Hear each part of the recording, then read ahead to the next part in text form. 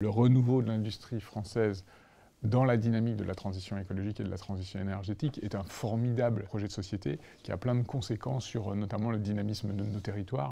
Selon un sondage OpinionWay, 8 Français sur 10 jugent prioritaire la réindustrialisation de la France. Celle-ci doit toutefois être décarbonée. On n'imagine pas une réindustrialisation en France qui nous dégrade notre bilan carbone. Au contraire, c'est l'enjeu de la transition écologique, de créer une industrie verte, de réduire peut-être un certain nombre des flux internationaux qui contribuent aux émissions de gaz à effet de serre, qui sous-tend l'ambition de renforcement du tissu industriel en France, bas carbone, et donc avec des vecteurs énergétiques qui sont eux-mêmes décarbonés. Demain, notre industrie devra être donc plus efficiente. Il y a une vraie question de comment on améliore nos processus industriels, c'est-à-dire comment on fait autant avec moins d'énergie, avec moins de matière aussi, parce que la question de la décarbonation, elle ne met pas en exergue aussi la question de la sobriété matière.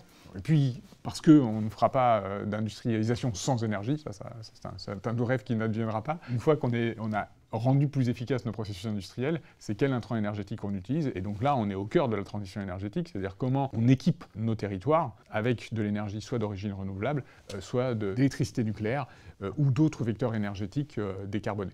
Un challenge pour l'école qui espère motiver les futurs ingénieurs à s'orienter vers l'industrie. C'est vrai que la désindustrialisation, ça a eu comme conséquence parfois une forme de désaffection pour les métiers de l'industrie. Dans une école d'ingénieurs comme la mienne, mais je ne suis pas le seul, c'était une discussion que l'on a très ouverte avec les étudiants, c'est de se dire c'est une formidable opportunité et si vous voulez que l'on réussisse cette transition écologique et cette transition énergétique, c'est pas en vous détournant des industries qui pourraient apparaître a priori comme polluantes, c'est au contraire en se disant comment on va au contact et à la compréhension profonde des processus industriels dans ces secteurs-là pour leur donner une chance de réussir leur transformation industrielle. Aujourd'hui, on a un cours dédié à la question de la décarbonation de l'industrie avec des cas types dans plusieurs secteurs industriels. Un tel cours, il n'existait pas à l'école des ponts il y a 5 ans.